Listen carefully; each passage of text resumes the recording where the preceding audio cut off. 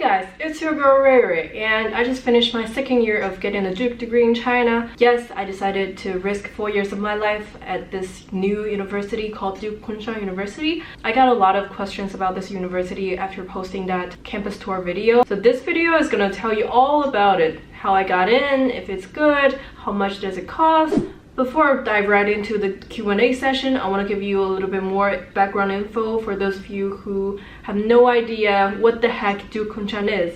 So basically, it's a joint venture university based in Kunshan, China. It's very close to Suzhou and Shanghai. It's a collaboration between Duke University in the United States and Wuhan University in China. We have mostly Chinese students, but like about 1/3 of the students are international students. So they're basically from all over the world, but most of them are from the United States. Students are said to have both a Duke degree and DKU degree after graduation. Okay, that's enough of the official description in this video. If you want to know more detailed information, you can go on the official website, which I'll link down below. It has both English and Chinese versions, so don't worry, my fellow Chinese kids. For now, most of my viewers are from Chinese mainland, but I feel like this video might get viewers from other parts of the world. I'm gonna talk about these two aspects in different sections.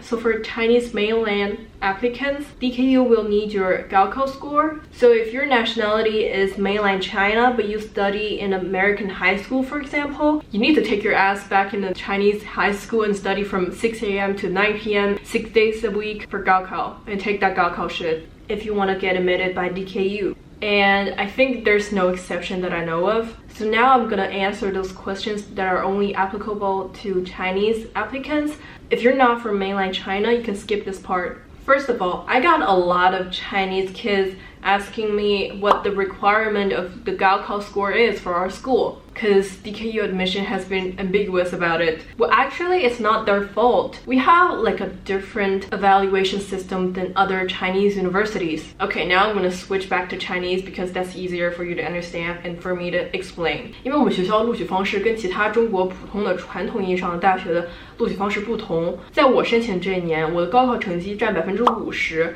我的面试成绩占40%，还有我的学考成绩占10%，所以 DKU 用这种5:4:1的比例将全省的申请者排名，最后排名比较靠前的当然就可以被录取了。所以说这就为什么我们在很多高考网站上没有给大家公布一个非常准确的成绩分数线，因为我们的成绩并不是只按高考成绩录取的，即使你达到那个最低的分数线，你也不一定能真正被录取，因为你的面试成绩和学考成绩可能没有那么高。我是2019年山东理科考生，考的是全国1卷。据我的观察，我身边的山东考生大概都是平均600分左右的样子，其他省份也大概都是至少是中档985。然后很多江浙沪的朋友，我听说也有就是放弃复旦啊或者浙大的来我们学校的，然后国际生我也听说有放弃康奈尔，还有甚至哈佛来我们学校的。但我觉得很多学校都是这样吧。就是在学术方面很厉害的人也有，但是一点也不 care 的人也当然会存在。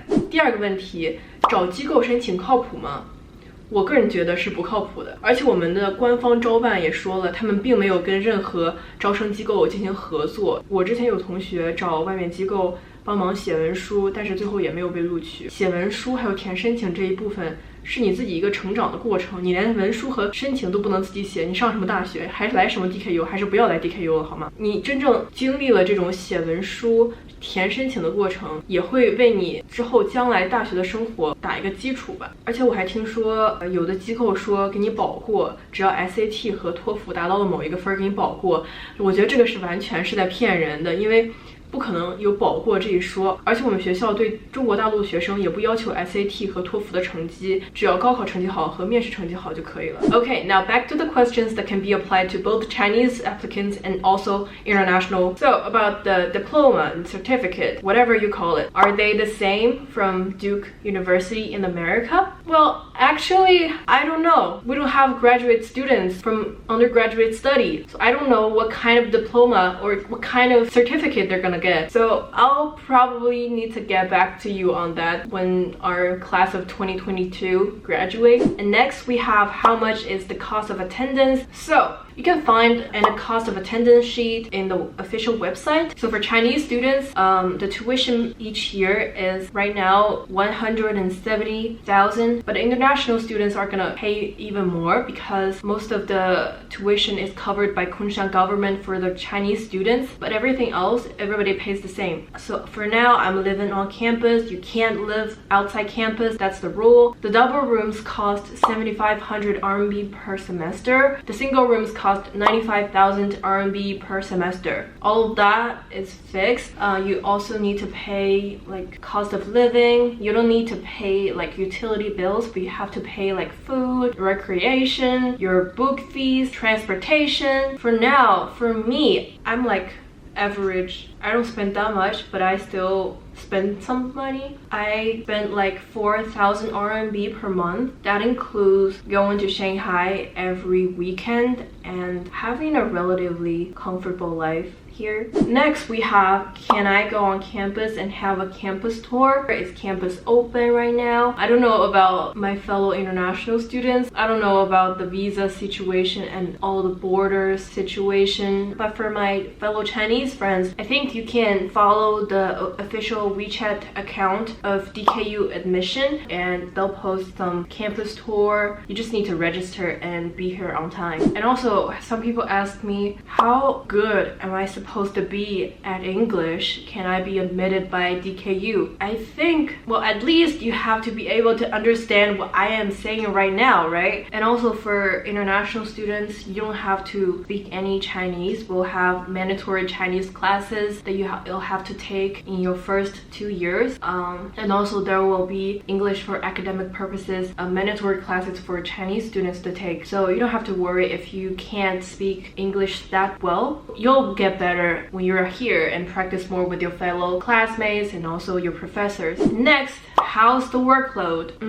I think it's very subjective because it just depends on how much you care. At least that's what I think. It can be quite hectic sometimes, but you don't have to get an A+ in every class you take. But a lot of people are kind of stressed out a lot. I think the peer pressure is there, like in every other school. So I would say it's manageable. If it's not manageable, you can still underload, or if you think you can do more, you can always overload, depending on yourself. I think the best thing about this college is that you can do everything according to your own feelings, that you don't have to do what everybody else is doing. But I think they won't let you overload unless you show them how you can't graduate if you don't overload. I think that's all the questions I have. But I'm gonna add something more.